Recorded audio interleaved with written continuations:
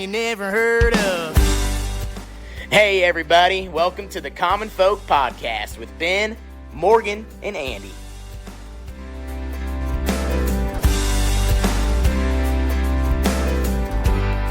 All right, welcome back to Common Folk. The podcast for the people, by the people. Mm-hmm. There we go. That's right there. We need to trademark that. We should. I think We keep saying we're going to, but no, that takes a lot of time and money. No one Costs has too any much of to that. trademark stuff. yeah. Yeah. And it's like a $560 to get your foot in, and then it's another $120 a year. Like, and what are you paying for? And then you got to maintain it. Yeah. And then if someone uses it anyway, it doesn't matter because then Can't you sue them? the lawyers are like, oh, well, you didn't have it trademarked for that. Or- and they're or kind of using it a pay different me. way. Yeah. And Wait, do you think our lawyer would do that?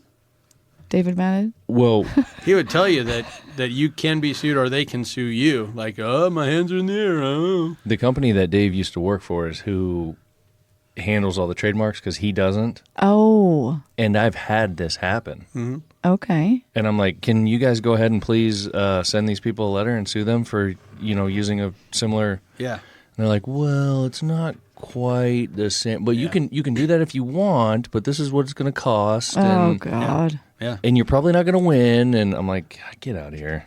Yeah, I was actually reading through my trademark for our hunting show. Okay. I'm like, this doesn't guarantee us anything. Like, what do we buy? No. Like, what is it? It doesn't protect the logo. It doesn't protect the thing. Like, well, okay. Here's what it does. Here's the only thing it's ever done for us. So we handle merchandise and branding. There's a ton of what appear to be Chinese companies knocking off logos and designs. Oh, sure, yeah. And selling Yeah. shirts online. Easy. And a lot of them sell them on Amazon. And they have their own little, Amazon store or Yeah, whatever. they're coming under fire on this. The Amazon Well, is. they should. Yeah. So I can go on there and I can search, farm focused, and stuff will start coming up. And then if I send, because they almost always have contact info, if I send that store an email and say, hey, look, you are violating the Digital Millennium Copyright Act. We own this design. You need to take it down immediately or you're going to get sued. They always take it down. So it works for that, but I could totally be bluffing and telling them that I have it trademarked, Sure. and they'll still take it down. Right. But we really do. And the Yeah. CCP would probably beat you in a, lawyer up. You want bastards. to lawyer up against China? I don't know. Yeah, about- they might win. Hey, we'll see. Yeah, Yeah, we yeah, would. yeah. It's that probably time. just some Let's do it. person Do it. in I'm their ready. room printing. It's not like a big company. Oh, there it is. Was yours supposed to be better than his? It's just opening a can, guys. Come on. I wasn't. There's no competition. I was just saying this. Ben tried to compete with you. Did you see that? He was like, Was he really? yeah, he put it I thought up we're to on the mic. I thought we're on the same team here. You're the competitive one, not me. I'm not cracking it one today because I got to run kids around. Kids. Kids. Later. Whatever. Let's get to it. We have a guest So, here. I yeah, mean, we we're do. just neglecting this gentleman sitting here. It's all right. It's not my first time. So no, I do want to say this. So we got Kyle Lechtenberg back on, and we got a lot of reviews. I heard even from back home. Did you? You saw a little bit of it on Facebook. Yeah, there was a some little fallout. Yes, I wasn't here last time, would say so I'm kind of fallout. excited. Oh, was this the was last good. episode? There was a that you weren't here? fallout? Okay. Not. I wouldn't say Fallout's fallout. maybe the wrong word. It was good dialogue. Right. But Right. who didn't like it? I think they liked it. Yeah, I wouldn't say they Seemed didn't like it. Yeah, like Oh, brought more it- well, positive. good. right. Okay. Brought light to Because a I subject. liked listening to it. Yeah. Well, any of these topics, you're going to have like feelings on one side or the other. Yep. All the stuff we talk about. So you heard from folks kind of on both Yeah. sides, and some folks that were like, Right. hey, man, you guys need to think about this or whatever. Yeah, exactly. So what were they saying? Well, a lot of it had to do with the corporation, this corporate farm out of the Minneapolis area that Okay. was buying up ground in Boyd County and Knox County and Holt County. And we didn't really dwell on it. We just brought it up and like, oh yeah, they're there, they're doing this, they're doing that. But It's kind of like macroeconomics versus micro. Like it was localized, bringing it very local, and some of the same types of things come out. Okay. Whether it's local or on a world stage. And Gotcha. But he snuck one in. I mean, I had all those notes in front of me last time. Yeah. And little stories I wanted to get into. He was being a little too self-deprecating. He's like, oh, well, Andy was such a baseball all-star. He probably didn't notice I was on the team. Like, this guy, And this guy's family, they're all exceptional athletes. And on top of that, they like would work really hard and they'd put in the work. So like if you had to go up against them, you knew that not only were you up against like a really good athlete, you were also up against somebody that put their time in. Yeah. So they kind of like double mind F you in that way. Right. Like they already won. Really deserved it, too. Yeah, exactly. Yeah. So he worked that in on me. Little exaggeration. I think no. it's a lot of small school, small town folks around the state. And in the Midwest, it's a level of grit that you're talking about. Yeah. It was everywhere. I mean, every small town. And that's, as we get into this topic of estate planning, you'll see grandparents, parents, kids, grandkids. There's a level of grit that's pretty neat, which makes transition hard. And I don't mean to jump into the topic. No, but No, it's great. But it's got to start from somewhere. But you know right. what I mean? So I'm going to tell a quick story first to lay the foundation of who this guy is. yeah. So we'd always do a co-op team, right? Yep. Butte, Spencer, Lynch, all the towns in Boyd County. And your older brother was up to bat, Brandon. He's a year older than me, 2 years older than you, right? Yep. And Doug Williamson, another Doug kid from Nolan. Butte. Doug But Nolan, yeah, Doug Nolan. Kurt was Kurt there Williamson. too. Yeah. He was sitting next to me, and it was getting down to nitty gritty, right? Bottom of the seventh inning. We were down by a run, but a guy was on second base, the whole 9 yards. Okay. And Doug hollers out, "Come on, Brandon, be a Lechtenberg." And then started cheering, and then he looks And at me and goes, everybody from Lynch is like, "What's that mean?" no, we knew. Everyone knew. And then Doug looks at me and goes, "I said that because, the Lechtenbergs are so good and they always come through in the clutch and they're so clutch and they're so good anyway, but they're really good in the clutch. That's why I said it like that." Like, I got you, Doug. I understand. And did it happen? Of course it did. I think he hit a double, damn. run scored, tied it up, and we went on to win the whole 9 yards. Okay. Oh, there you go. Brandon was a Lechtenberg at that occasion. Brandon, out of any of us, was the clutch. He was the one that least expecting and the most talented. He was. He had a humility about him. Yeah, Just the way he something kind of different. walked. Yeah. Like he kind of had those shoulders that kind of drooped down. You're like, I'm not expecting anything from this guy. And then he shows up. Oh my God. We have a family joke a little bit, and I apologize ahead if I got family members listening, but my brother Adam was kind of this golden child who got all state this, or he got all whatever rewards, and Brandon was always kind of had a chip on his shoulder. And so just to fast forward, these two have got into college football coaching, and Adam's a Division I college football coach at Central Connecticut. And so the family text came out, and we're all congratulating him. And so prior to this, Brandon would always one-up Adam. And just about everything. Like we were talking track just at lunch today. Right. Brandon's team ended up winning state 4x4, and we also discussed how that grit. We were never the fastest. Never ever on any team was I the fastest. None of us could jump the highest or anything, but had a way of, specifically they would be successful. A lot of Doug and Kurt, some of those guys that you guys obviously know no one about, but it's still, Brandon would always one up Adam. And then the whole family would kind of be like, "Oh, well, I guess nothing to see, no big deal. Good job, Brandon." It's like, and then we'd be like, "Thanks for leading the way, Adam." Right. Yeah. So I kind of threw a little grenade in the family text. You know how we all have these little group texts and family texts. So Adam got the Division I Central Connecticut State Division I head coaching role.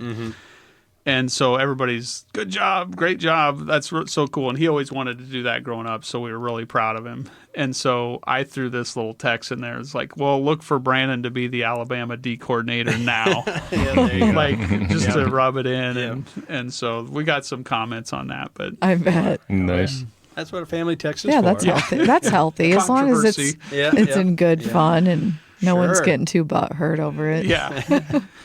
Sure. But so the last time we had Kyle on, we touched on family estate planning and just like what could happen and kind of like the windfall that you were bringing up. And we both said like that would be a good thing to follow up with. And Kyle, you're more than willing to kind of share some thoughts with us on that. And I'm personally, I selfishly want to know because we have a family farm, ranch, whatever, and we're going to be going through that probably sooner than later. You hate to admit that. Yeah.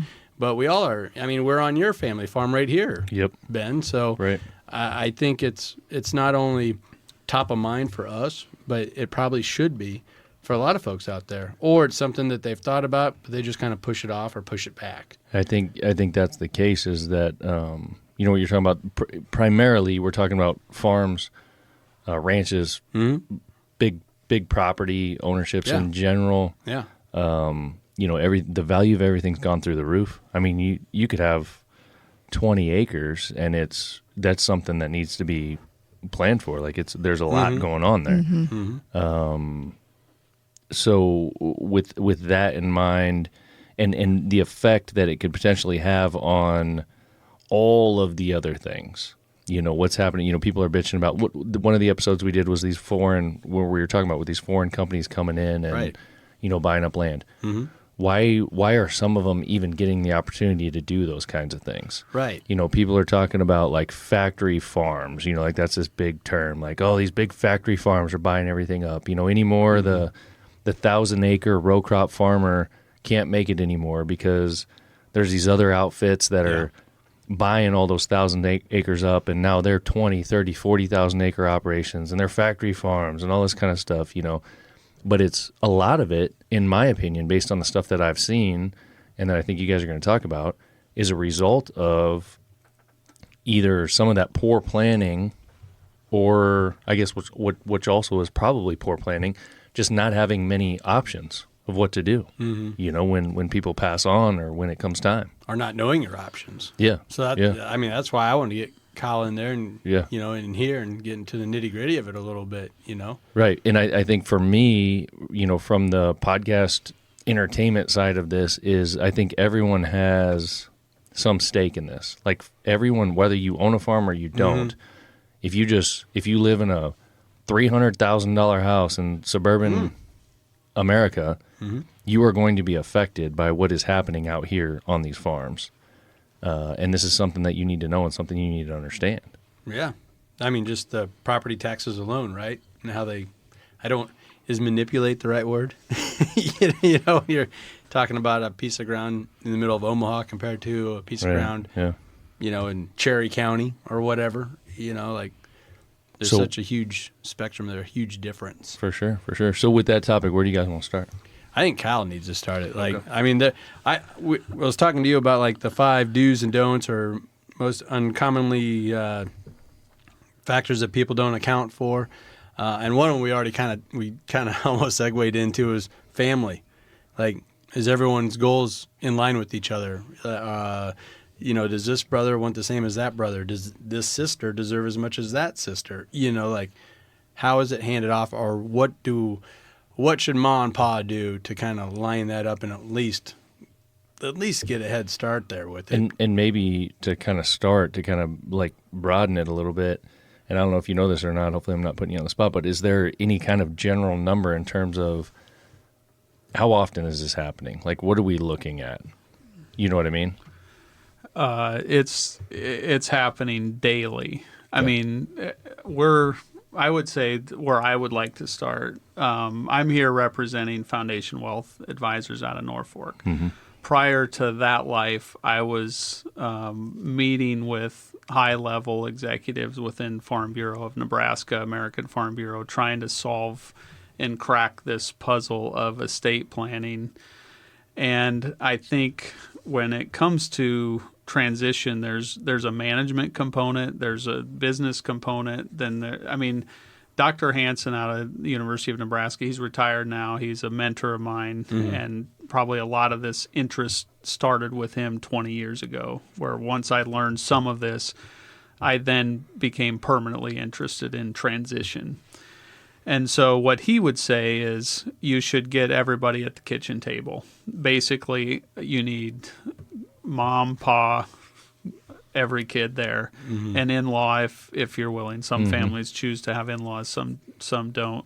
So what we've been doing a lot of in terms of multi-generational planning is trying to get 2 or 3 generations involved, at least to start talking about it. Because it's one thing to go to Christmas, go to Thanksgiving, go to Easter, and say, oh, we should ask mom and dad what their plans are. it's quite another to actually sit down and discuss what is going to happen to the estate when they're gone. Yeah. And I think, to speak to some of your earlier conversation around corporate farming, there's a vacuum in the industry that's been going on for at least 15 years, probably more, that nobody wants to recognize, nobody wants to talk about, and it's the corporate farm mantra that is basically, that's the only option at some level, because as farms consolidate, they also have to grow their management ability. They have to develop. They have to learn things they hadn't done before.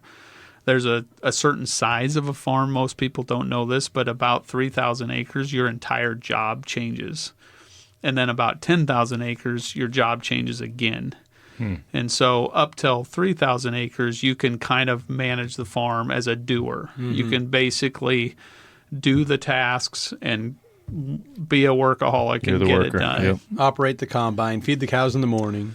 Yep.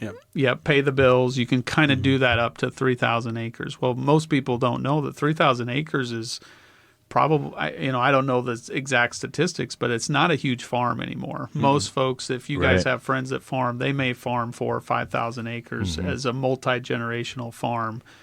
And so, the average might be 1,500 acres or 1,000 acres or 2,000. I don't know that number, but I know for a fact your job changes at 3,000 acres. And so another fact that comes out is oftentimes a business that has the ability to transition rents about 3/4 of their operation. So a lot of times, at the coffee shop, you hear so-and-so owns all their farm and everything. They own 10,000 acres. The reality is, in most cases, statistically, they own about 2,500 acres and they're renting 7,500 acres. So that number you were talking about earlier, when you're saying like 3,000 acres is that cutoff, you're talking about farming 3,000 acres, not owning 3,000 acres. Farming, operating a business on 3,000 acres. Yep. And then that stays the same too, though. Like the numbers stay the same as far as if he's farming 3,000 acres, he probably only owns what, 750 or whatever the number is. So there's a lot of that. Yeah. But at the coffee shop, you own it. Oh, so and so got a hold of so and so's property. Now it's theirs. Well, not in the books. Not on the books. And without jumping the gun, I mean, another thing going on there is, so let's take that one individual that's covering 3,000 acres and 2,000 plus they're renting. There's a landowner on that other side that owns thousands. And that's another person, like they're not actively working that ground, but they need to be thinking hard about what we're talking about. And statistically in Nebraska, it's majority of the time it's a widow woman. It's actually just from actuary tables, women live longer and they end up owning the land longer. And so widowed women are the largest landholder in Nebraska. And so that's good, bad, or otherwise. It doesn't matter. These are some facts that I'm laying out for you guys to be thinking about. And so that person has to kind of be thinking about a plan of what they want to do transition-wise. And a lot of times, if there's 2, 3, 4 kids, maybe one has interest in coming back to the farm. Maybe none of them do. And depending on the size, whether they could or couldn't. And then there's also, and again, I'm kind of opening up all the cans all at once, but there's also the cost of transition. Some estates want to endure a cost of transition. Some are very much, no, we don't want to incur that cost of transition. And what do you mean cost of transition? So great question. Okay. That's bringing in the next generation of management. And that takes lots of money. It's significant. Are you talking about the death tax? You hear that a lot. You hear death tax. No, this is more of a management transition. Okay. So to bring somebody into the scope of a business, when you think about corporate farming or most corporate farms are actually family farms. They just grew to a point that their CPA said you need to be incorporated to protect your liability. 99% of the time that's the case. Actually, corporation is literally a tax term. It means nothing beyond an entity structure. And so it's just been it's just good business to be incorporated. Sure. Yep. And it's been kind of like used as like this bad word. The 1%ers with all their big money. Yeah. Like, don't get me wrong. Like in regular business, like I'm not a big corporate guy, but when it comes to farms, I understand what that means. It's just kind of how they're structured. Yeah. Yeah, you want to get in an LLC to protect yourself. Because it might be a corporate farm, with the air quotes here, people who aren't watching on YouTube. But there might only be 5 or 6 people involved. Right. Yeah. Or less. Right. 2, 3. Yeah. Yeah. I mean, many times, probably more times than not, it's parents decided to get incorporated and they're bringing a kid in, and they've had a C Corp since the 80s. For sure. The 70s and 80s, those were popular. Now S corporations and LLCs have become more popular to help bring in the next generation. So, So you brought up those costs. What other, costs are involved with that? Because one of the buzzwords or things that I kept popping up on me when I was researching this was death tax. Like, when grandpa passes away, you better be ready because this death tax is coming and you better have your ducks in a row. well, there's a couple statistics that are relevant. In 2025, the estate tax will sunset, and so what that means is an estate of 12.9 million and over gets taxed. As the Trump tax would sunset, that number would go to 6 million. Well, you guys can probably imagine that you don't have to be a very big farm owner as a baby boomer to own $6 million worth of property. So anything over 6 million is going to be taxed at 40 to 50% levels. And again, the different, some of the details, we'll have to get a CPA on here too. Right. But Yeah. it's a very high tax. And so when we think about what's coming up, whether Congress will hold that together or keep it higher, continue to grow with inflation, that's a cost, whether that number's at 12.9 or 6 million. I mean, you think of transition costs. If that family gets in a car wreck and they have 13 million in 2026, and now they have a $7 million taxable estate, so 13 million minus 6 million, saying that these tax cuts sunset. And I know we're getting into the weeds here. I'll try to keep it as much surface as I can. Don't lose us. Yeah, so let's just say 50%. Well, that's a $3.5 million tax. So who has to come up with that number? That's usually, crazy. Yeah, usually it's that next generation of children that have to, and generally if it's in an ag estate, it's the farming child that's got to figure out how to come up with that. So if I'm following you, this is where we get to the root of this problem. Number one, there's not a lot of liquid assets in these operations. So you're looking for $3.5 million to do whatever, and no one can come up with that. So what do you do? Sell a Exactly. piece of land? Yeah. Well, then that hurts the operation. And even that, like maybe a piece of land, but if only 30% of what they're farming is what they actually own in a piece of land, I mean, that's a big issue. There's not a whole ton there. And then you've got these kids who now they're getting saddled with this, and they throw their hands up and they're like, there's nothing I can do here. Then all of a sudden what happens? It goes off. Mm-hmm. Yeah, oftentimes the farming child's left with that decision of, is this worth continuing as a business? And what I would probably say most of the time, and I think we'll continue to see more and more of this, is the farming and non-farming children are going to look at it as passive income or passive estate. They're not going to look at it as so much as an operating business. There are going to be the ones that continue the legacy of turning a 5,000 acre farm into a 20,000 acre farm. But again, the cost of that transition, just because you've got 2 or 3 job changes in there, you've got to do self-developments, business planning. There's a lot that goes into that to be successful at it, in my opinion. Yeah. And so it's funny you mention that, because dumb it down on a much dumber level for me, like being a content creator, doing this channel on YouTube and other channels that I manage, you get to a certain point where if your channel's doing X amount of views, then you shouldn't be editing your own videos. And my thought is like, what are you talking about? Like, the whole reason I'm doing this is because I like to edit videos and I have fun with it. And it's like, no, you won't have time to edit your own videos. Your job has to change. The financial management changes enough. You become a financial manager versus a farm tractor operator, so to speak. So, like, right now I'm at that 3,000 acres looking at 7,000. You know what I mean? It's like, you shouldn't be editing that much video. You should be pawning it off on Fiverr or whatever. That's kind of the bitch about like entrepreneurship in general, because I don't know anybody, and I'm sure there's a few out there, but that get involved in it with like this long-term picture in mind, going, what I actually want to do is just kind of run a business from the outside and be the guy with all the strings and doing all the things. Most people start a business and go, I really love doing this, and this is how, so this is why I want to do it. Yeah.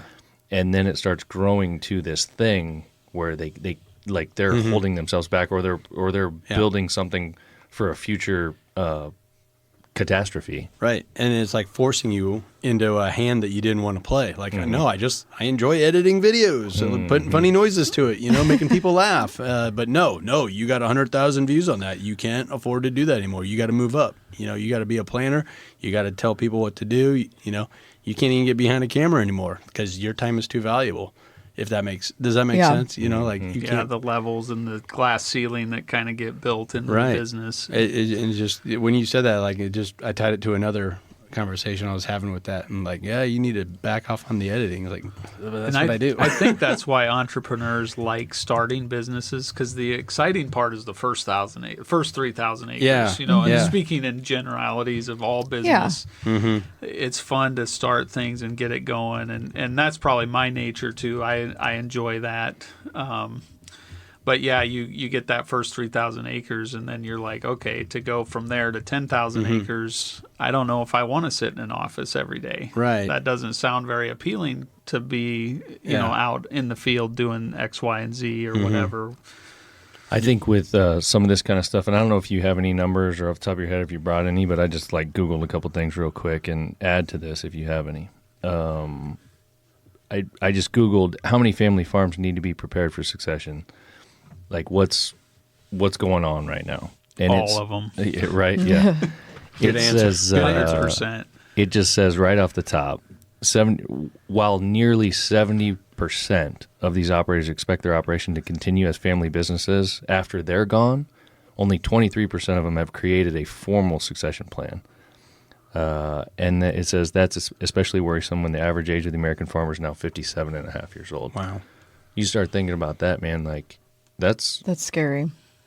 That's crazy. Well, and on top of that, you've got, so a succession plan is one thing. This is the part that nobody talks about. Yeah. The management plan is another. Okay. And so that's the 23%. So you got the 70% that's transitioning from grandpa and grandma. Yep. And now you've got this kind of middle crush generation that are trying to figure out, they've, you know, ran the equipment their whole life, and then in their 50s they're trying to figure out how to manage a lot larger financial scope of things. And whether it's they're trying to buy out a brother or sister or whatever, those buyouts become really expensive. I mean, when you think of land values, I know in Boyd County, just this week we were talking about a piece of land along the Missouri River that brought $10,000 an acre. And that's going to shake the just kind of the ag landscape up there. And kind of from Omaha, from Oakland, from Norfolk, it's like, well, that's normal up there. We're still much higher down here, but it localized to bring it up there, that's a big shake to everybody. Every kid that wants to farm up there now looks at buying out their 2 or 3 siblings as much more difficult. Yeah, for sure. And those off-farm children are looking at that as saying, well, I just became XYZ more valuable. And so there's that dynamic of, you know, kind of trying to buy out the siblings of the estate. So there's kind of your high level of that land transitioning, but then that farming business or that farming son or daughter, what are they going to actually do to be able to afford to be able to do that? Yeah. This may sound weird, but I was just thinking, all right, so we have children. Let's say we had thousands and thousands of acres. If I knew 2 of my children did not want that at all, why would I even put them in why would I even have them do that? Like, be a part of that? Or like this have the farm so then they can fight later. Well, I Like, think why there's wouldn't I just give more- them this X amount of money? And so then the kids don't have to say, I'm going to buy you out. Like, why are you causing riff as the parents? Well, Is you that gu- a you weird guys- question? You guys tell me if I understand this. I don't know. You're I'm just perfect saying. for this podcast. I mean, there's a birthright, right? There's a birthright, period. You I'm know? sorry. I don't. Yeah. Yeah. Oh, like, bullshit. I was born into this family. I deserve what this farm was worth. So when you think about Right? the thing is with a lot no of one's these entitled to farms- anything. It's not like, So Dr. Hansen always said the first thing he says to let's say we're a family meeting, and he says Off to a to great the start here. kid, the first thing he says is, "Your parents don't owe you anything." okay, am I not like, I don't feel like I should have to owe my children this land just because I birthed them. I'm telling you, that's not how children feel. I'm sure they don't. Right, but also like if you die, like it's still gonna be there and it's gonna be worth something, and you're going to prefer that it goes to someone you made. Well, yes, then, absolutely. you know. But I'm just saying, I guess there could be a plan for a death. But if I know a child is like into something that's nothing of the sorts of farming, why would I, in my right mind, think? I think here's what the other problem is, that with farms, a lot of the value of those individuals is wrapped up in things like land, things like equipment. Okay, so like they don't items. have Right, a lot of yeah. other money. Yeah, it's just not like it's laying not around. a lot of people, and that's Well, I part think of the that's reason they don't is because they've been avoiding taxes for a long time. Sure. I wanted to get There you into go. this. Yeah. I really wanted to get into this. Yeah, Just- and that's just a way of like it's. What do you mean avoiding So it's what taxes? this company, or not this company, Not this being country. liquid. It's what Okay. this country has built, all of the regulations and things, and so then people are trying to figure out ways to work with these systems, and it's like, when you hear a guy say like, "Oh, I gotta go buy a new truck every year." Yeah, it's like, Like, oh, well, he's got- sorry for you, Joe. But he's got to do it because it's like some kind of tax, incentive and so on and so forth. Yeah. And if you There's take a that, code section 179, you can write off 100% of an item, a pickup, and so these CPAs are instigating this. Yeah, and yeah. they're actually, you can write off $500,000. But you still have to pay for it. well, they'll go to the You pay government taxes through taxes. or interest. So you Yeah. pick. yeah, Oh, yeah, You got to spend. Okay. Yeah, and the way I've heard it put is, you got to spend shit to make shit. So yeah. like that's a Boyd County quote right Oh, there. I'm sure. Well, it's also one of those things where you decide, like, do I want to give my $100,000 to the government, or do I want to give my $100,000 to Chevrolet? Yeah. Or whatever. You know what I mean? Like in a Yeah. general way. Here's the crazy thought that went through my head as I was kind of researching for this one for you, and I want to get your thought on it, because we all know people, and we're talking about it right now, how they have built this farm on showing that they come up with just barely a profit or a loss, so they can maximize taxes and get their truck or whatever, every year. Yeah, isn't that astonishing? Like, this guy is losing money on the books, but every year he has a new combine that actually has his name embroidered in the leather seat. Like, it blows my mind. Like, this guy's broke on paper, but look at this. It's an anomaly. Keopaugh County, which is near Boyd County, is I think a statistic probably 10 years ago, they were like the number 3 poorest county in the country. And as you and I know, you go out there on a hunting weekend and there's brand new pickups on every site, and there's a brand new combine. There's the best cattle in the country. And so it's partly because of that section code 179, where folks are, you might, as a business owner, you might make $200,000 or $300,000, and your tax guy says, well, you need to go buy that pickup, buy that combine, and then they'll kind of manage to make that break even or there. But somebody's still got to pay the interest, and you have to have the money to do it, so you borrow money. Right. So some of that happens, and Yeah. then the land appreciation kind of at the end of the day trumps everything, and that has in our current state that we're in right now. Well, and so that's what because Ashley and I, my wife Ashley and I, were kind of talking about this too, just coffee shop talk going back and forth. When you predicate a business on showing that you're operating at a loss or very minimum, making a little bit, like that just doesn't, on the surface and in any any thought, that's not good. Like, your business is showing that you're losing money every year, and then on top of it, you're proud of it. Like, so what I'm asking you, Kyle, is has that set the table in some form of way to where we're at now, where you're so unliquid, you have no liquidity, now you're on your knees to this system that's going to sell you off now piece by piece. It's going to turn brother against brother, brother against sister. Grandpa wants to do what's right, but he can't.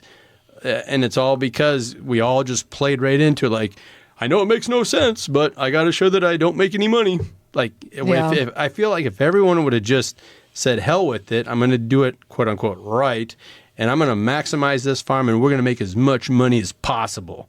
Like every other goddamn business, you're set to make a profit.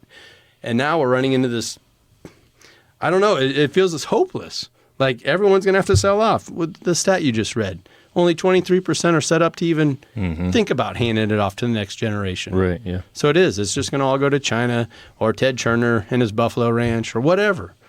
But the little guy's up against it here, and I feel it's a little bit of their own doing, but they're just playing ball. Yeah, but you look at it on a national stage too, though, and you hear all this stuff like, to hate to bring it up, but like the whole Trump stuff that's going on and everything that he's been doing with his businesses and what he's getting accused of and all this kind of stuff, right? Because I'm smart. I did it because I'm smart. I mean, it's like it's just business in the U.S. Like that's just how this stuff works. Of course, I'm not going he's to pay heavy. taxes. Trump, even the first round, was heavy into real estate, and they have some of those same depreciation loopholes that he admittedly fully utilized the tax code to get around. So if he's successful, he's going to triumph that. If he's if something didn't work, he's got his way to describe why it didn't work. I use that one for depreciation. And he was or whatever. applauded. Yeah. He was applauded for not paying taxes.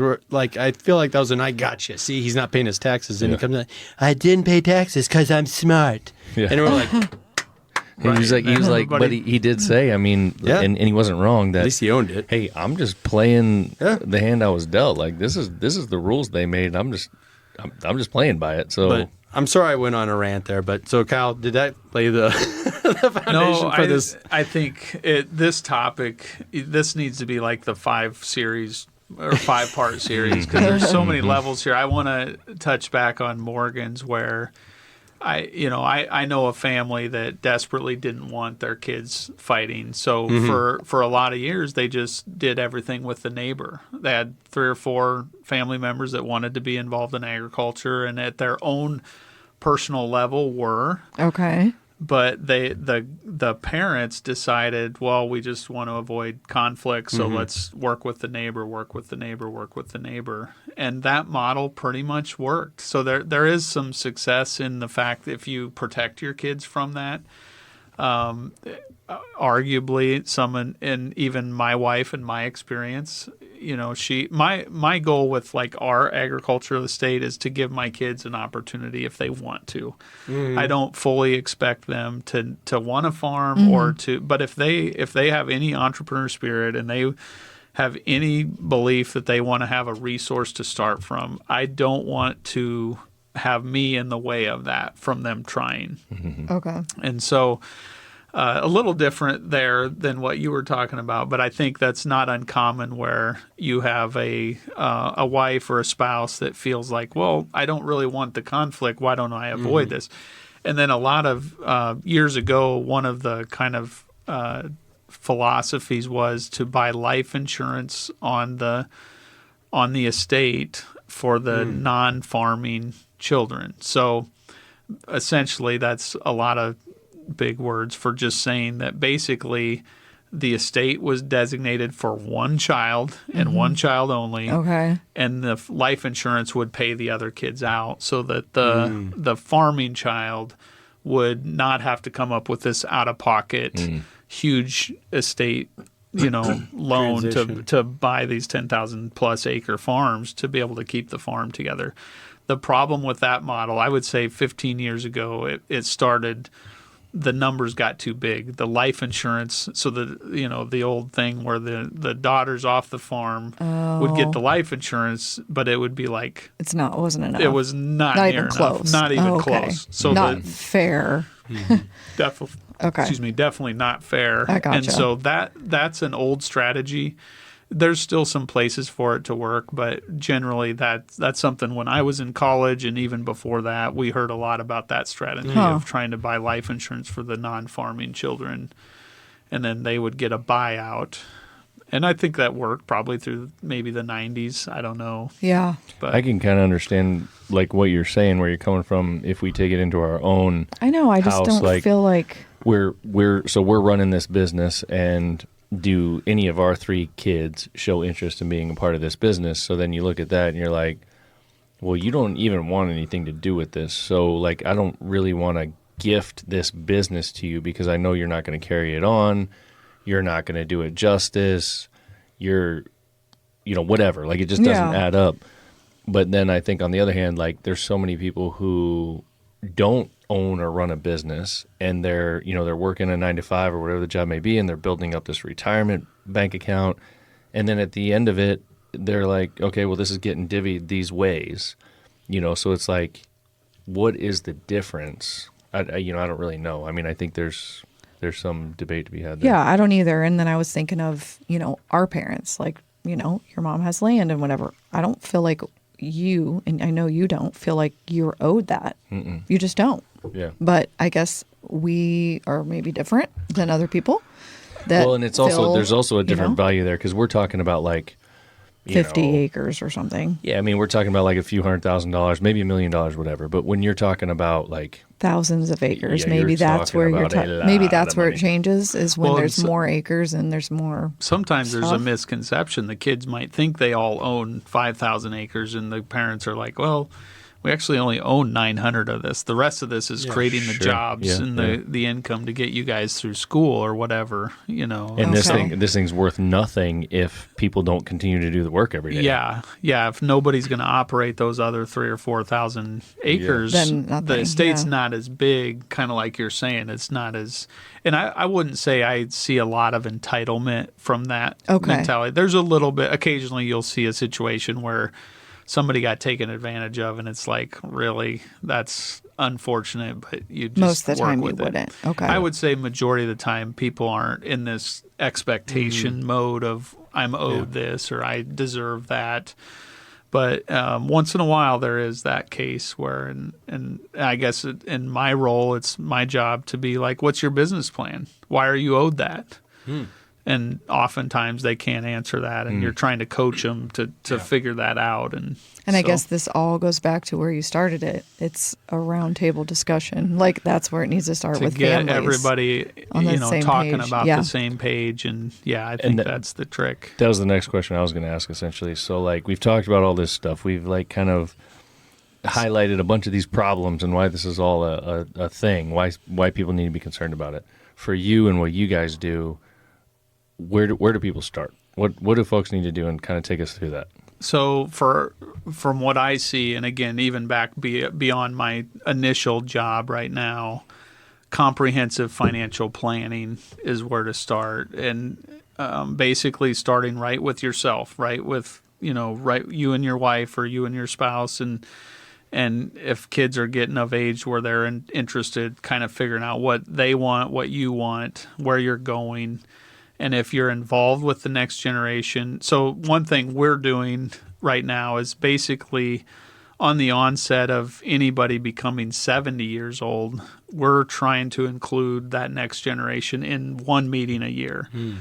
Just because from an estate planning standpoint, if something happened to that older generation, car wreck or cancer, quick anything, do you have the foundational paperwork in place to transition? So beneficiary alignment. So financial institutions all have their own specifically that can be different than estate planning documentation. So our job is to basically align the two, make sure they're the same, so that a bank may have their own designation and the estate documents may have something different. Yeah. Meaning basically when people sit down and do this, if they did the financial institution 5 years ago and they're doing their estate documents now, they'll oftentimes assume that what they say now is what they said 5 years ago, but it's not. It's not. It's not the case. Oftentimes, yeah. it's not. So you said this over here.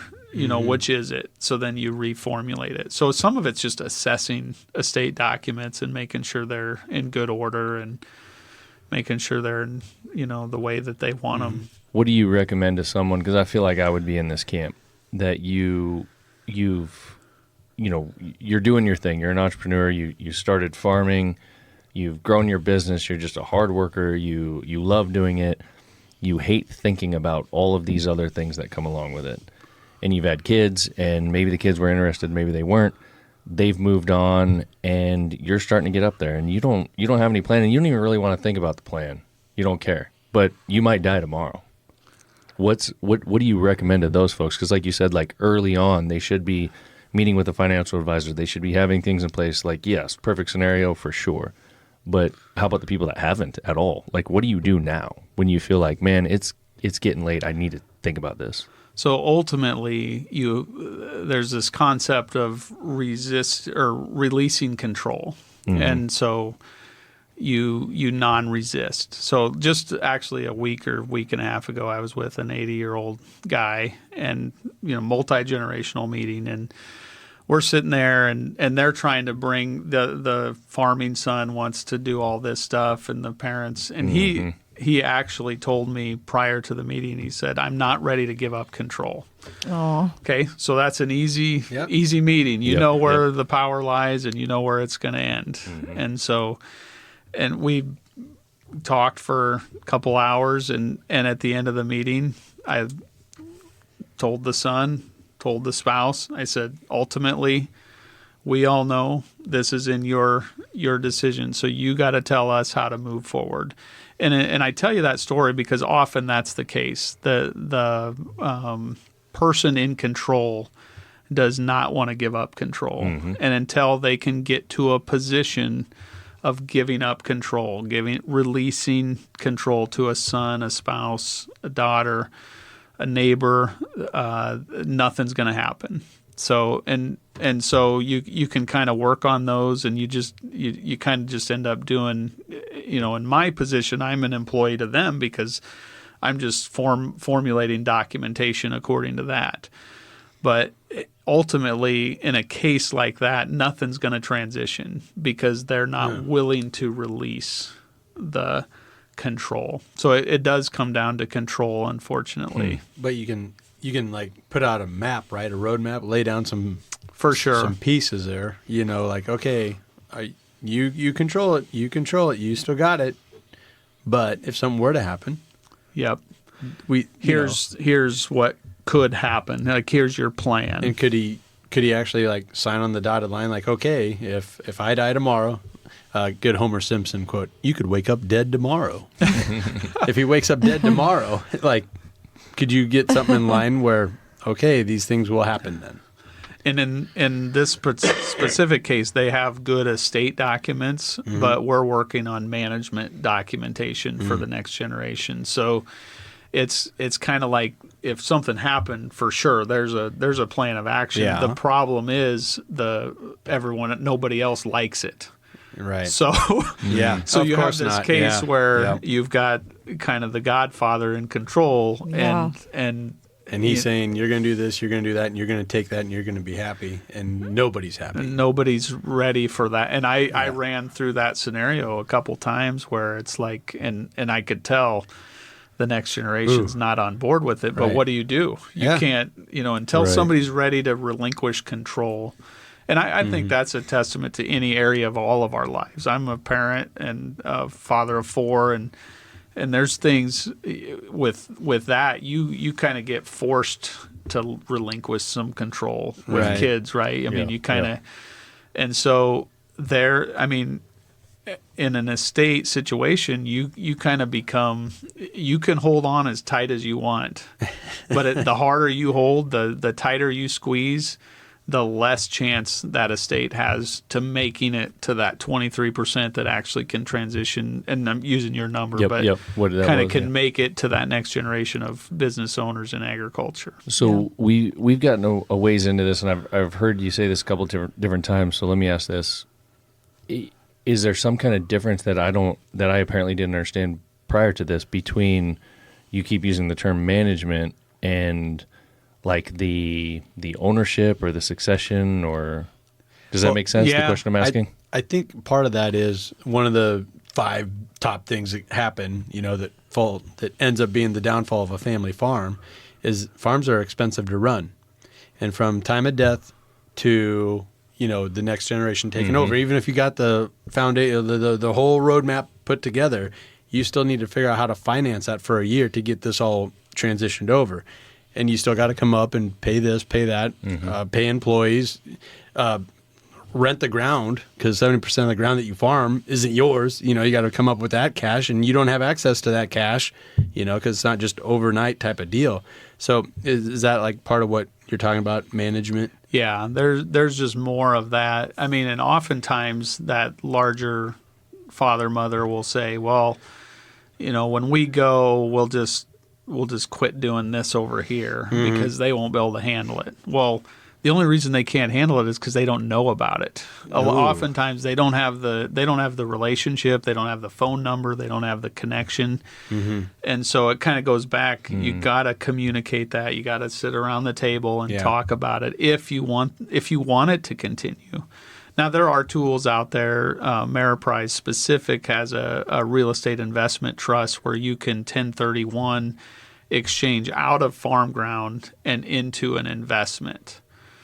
And so that's a tool we're starting to expose people to where those non-farming children can still inherit an estate and do very well, even prior to death. Because at death, they get a stepped-up basis, which I don't want to get into the weeds too much, but basically they get to set the value on the property in the death of a owner. And so that maybe the parents got the land for $100. In today's market's $10,000. If the parents die, the kids get a step up in basis. You'll hear that term a lot in the national news when they talk about, at least in ag circles with the American Farm Bureau, who I have some history with. We were constantly talking about wanting to keep stepped up basis. That's why, because the children would get that stepped up basis. But if before death they want to transition the land, there's not a good way to do it. Some parents will deed a piece of land over to a kid. Yeah. The problem is now that kid has a $100 tax cost basis. So if they ever decide to sell that land, they're going to get murdered on taxes. Okay. Yeah. Yeah. So that's where a real estate 1031 exchange would be a valuable situation for those heirs that maybe don't want to. They don't necessarily want to own and manage farm ground. So let me see if I follow you. That 1031 allows you to invest, but then also kind of side by side update the value of the property. The cost basis. Right. Well, you don't get the update. You get to carry the investment forward with the same cost basis, but you can sell it over time rather than all at once. So let's say, for example, that you got deeded a property from your dad, and now your cost basis is $100 an acre because he deeded it before he passed. Right. And we got now, from great grandpa. Yep. It's just stayed that way. Yep. The cost stayed low. Yep. And so now you're like, gosh, we could really use that money at $10,000 an acre. So now you sell it for $10,000 an acre. Crack's a hell of a drug. Cocaine's a hell of a drug. And so now you're hit with this tax liability where There's no way. In 1 year. So you have all that capital gains in 1 year. Yeah. To where the REIT would make you be able to sell it off over time. And again, we won't get into this today because it's more complex, but annuities work the same way. And so if you buy an annuity at or if you inherit an annuity, you have to pay the tax over time. So particular things that you're talking about there, is that where you guys specialize in that kind of stuff? Foundation Wealth Advisors. Yep, we do all the above. And so for me specifically, I really like that ag estate transition piece, though, to really frame up. We don't do all the paperwork. We have attorneys that help us, but we can really quarterback it to sit around the table with you and develop strategy. Because a lot of times CPA, they're mainly looking at work to do, like they're actually preparing documents and processing taxes.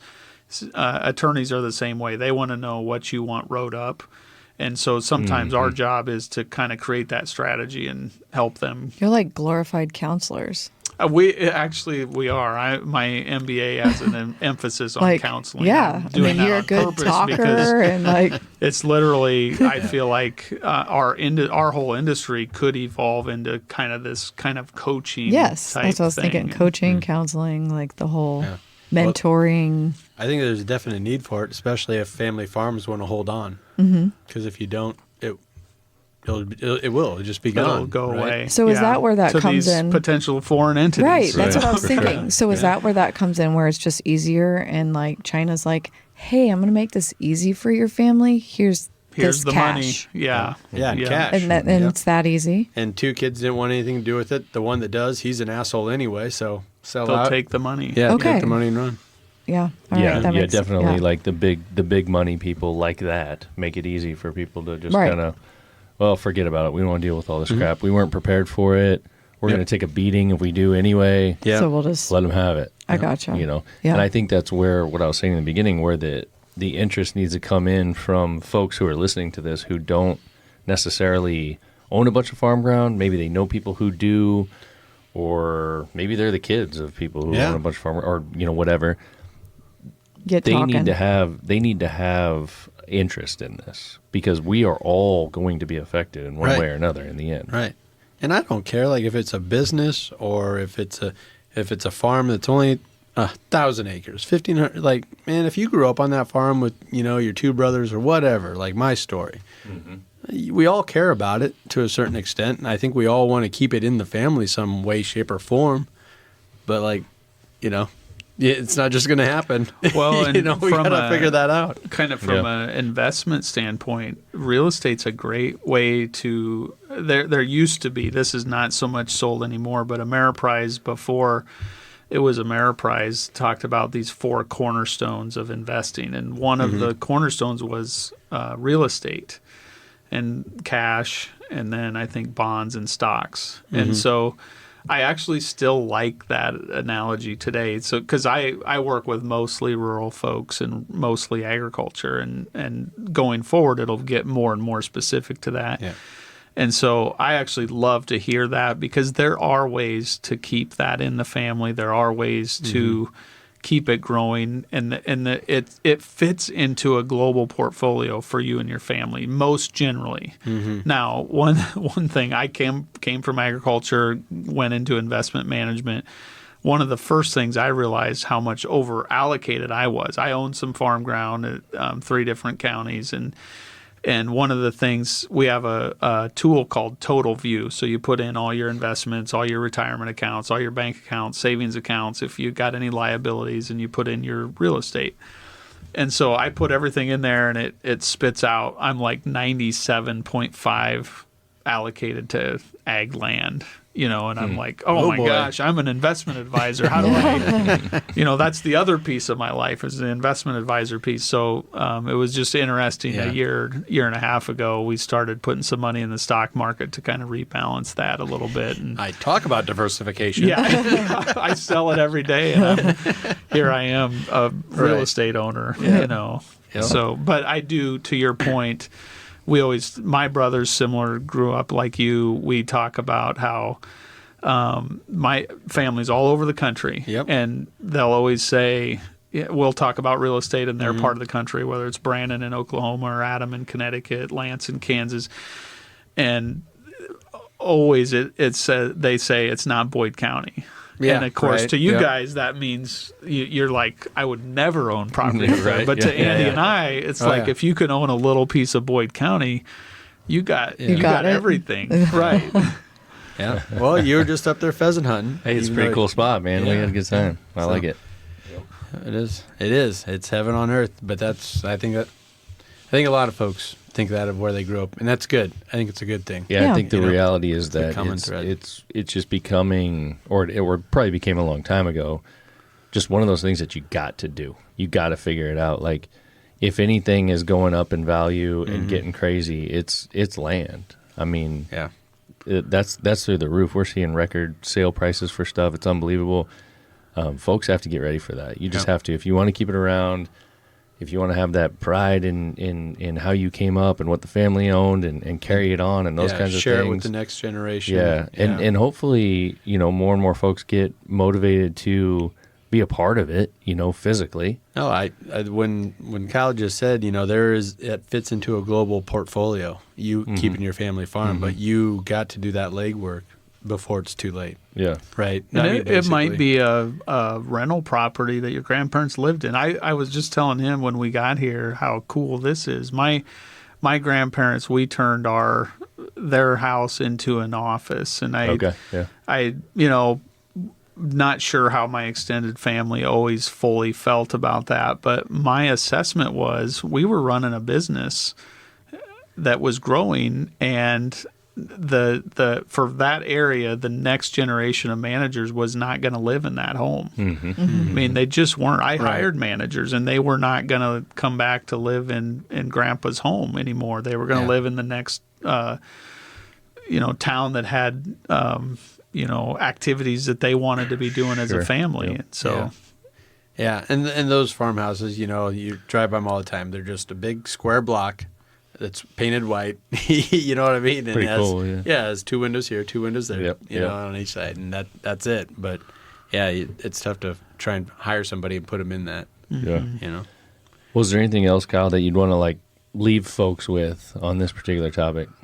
I've just enjoyed being here. I love this conversation. And so I think that's what drew me back was just, I could talk about this every day. Obviously, that's kind of what I'm doing now daily. And so I just thank you guys for having me on and enjoyed the conversation again.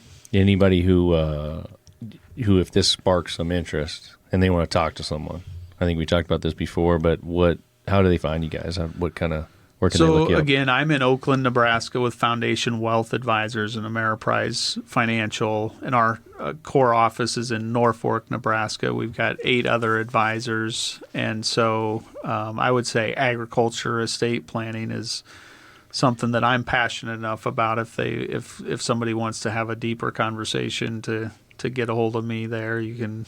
We got a website and all the social media links, but if you Google me, you'll get there, or Foundation Wealth, you'll be able to find us. I don't know what all my links are specifically.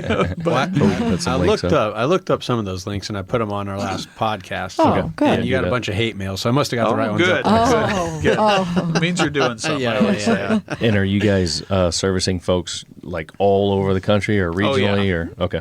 So my vision for our office is to become fully digital capable in 3 years. Meaning, what that means is wherever you're at, in my mind, even globally, you would have access to our tools and our abilities to help you in business transition, agriculture transition, real estate, estate planning, and so that's even to the point where down the road, I think we'll be able to offer some fractional CFO services to larger farms that are hitting those 10,000 acre platforms, or getting to a size where they need different types of development and different types of learning that I had to go through myself. So some of it's self-deprecating and trying to use stuff that I've been through to benefit other folks. I know we've talked a lot about ag and farms and ranches and stuff, but do you guys deal with businesses in general with that kind of transition planning as well? Okay. Yeah. And I see that's where I think my future will be is in some of that business, financial planning, estate planning, and compensation modeling and stuff like that. So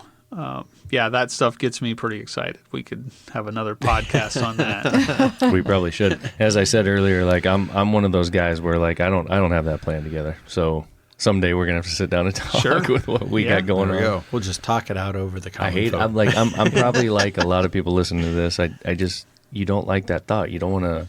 Dude, it's like the dentist. I know I should go, but I don't want to. Yeah, but then it's just gonna give me bad news and make me hurt. And then probably once you do it, then you're like, man, I should have done that a while ago. Yeah, my teeth look better now. Oh my God. Yeah, probably the funnest thing we hear is when people leave the office. And this has been a fun thing to hear is, I'm so glad I met you. meaning this is Yeah. not what Yeah. your common investment advisors are doing. Right. We're specific at Foundation Wealth. We're specifically doing beyond that, kind of into this kind of coaching role of helping people through this whole process, and that's my passion of Which wanting is to be. good. People need that. They don't know where to go, where to start, what to do. Help lay a path Yeah. and also be that third party where there's not that tension. Yes. You know? Yes, that's the biggest thing. think People so. won't bring it up on their own. Like families generally won't bring it Yeah. up on their own. They almost need anybody in the room that's going to say, Yeah. you got to say what's on your mind, or we're not going to move this thing Right. anywhere. Yeah. And getting back, full story here, Kyle's an instigator. He's a Lechtenberg, so he's not afraid to be an instigator. No, So he'll instigate that unfortunately or conversation. fortunately, yeah, I've been accused of, Uh-oh. No, he's a perfect guy for the job. Well, hopefully this rings some bells for folks. Again, in the ag world, I think it's extremely important. Oh, yeah. I hate to see the number of family farms. Like, I mean, I see them on a monthly basis that are dealing with this kind of stuff. Yeah. I think last time you and I talked, I had met with a guy not far from here that was going through the same thing. He was a guy that was renting ground from the old man, and the old man had 3 or 4 kids, and he was his wife had passed on, and he ends up basically working with the guy who's renting the ground from him to give him all of that and work with him, and the kids are out, and what the a kids are mess. pissed, and Yeah. there's a I pickup truck remember over that, here, yeah. and there's a tractor over here, and there's all these Yeah. things, and the guy's telling me about it, and I'm like, oh my gosh, man, I can't believe this is what's going on, and you hear about it all the time. And it's one of those cases for me, it's like it's heartbreaking on so many different levels. Like as a nation, you want to stay strong and you don't want Yeah. to see the degeneration of families and there's that big macro. But then on the micro, because you know a guy now, and you're seeing that with our neighbors and wherever else, whether it be Boyd County or whatever, you can actually bring it home and you have a story where it's like, man, our neighbors. And those two guys, those two brothers or brother and sister, they were so close growing up, and now they can't even talk to each Yeah, other. they hate each other. Yeah. Yeah, because the farm didn't break down the way they thought it should or would. And for me, I think the bottom line is that like what the government wants to do with these kinds of things, that's where our enemy is. Like, I'm not saying the government's our enemy. I'm just saying like that's where the problem is. So we got to find people like Kyle that are wanting to do these things, that are going to give us some education, share with us what your options are, how these things can work. And you just got to bite the bullet and you got to do it. Yeah. Yeah. Yep. Bite the bullet. Figure it out, Call right? Kyle. Get the instigator involved. Yep. There we go. All right, what Not else? sure if I want that to be my Like- motto. He's going out on that. We'll put that We in there. called the instigator up. We're going to have him come in and shake you loose, Dad. See, I said like glorified counselor, and he's saying instigator. So that's Well, you need someone to kickstart the conversation, Again, and yes. everyone agrees it's a conversation that needs to happen. Yeah. So, and Kyle's coming from a good place. So, Right. I'm not going to say instigator's a bad We'll word put it in the this one. title. It'll be in parentheses. There we go. The instigator, just like the Terminator. yeah. There you go. There you go. Well, thanks Alrighty. for coming. It's nice to meet you this time. Yeah. Glad you came back. Yeah. Oh, yeah, I forgot you didn't get to meet him last time. I didn't. Yeah. Yeah, man, it's good to see you again. Thanks Good for coming deal. out. Thanks for making the trip. Anything Awesome. else? No. No? All right. All right. Peace. We'll see you. Later. Thank you, guys.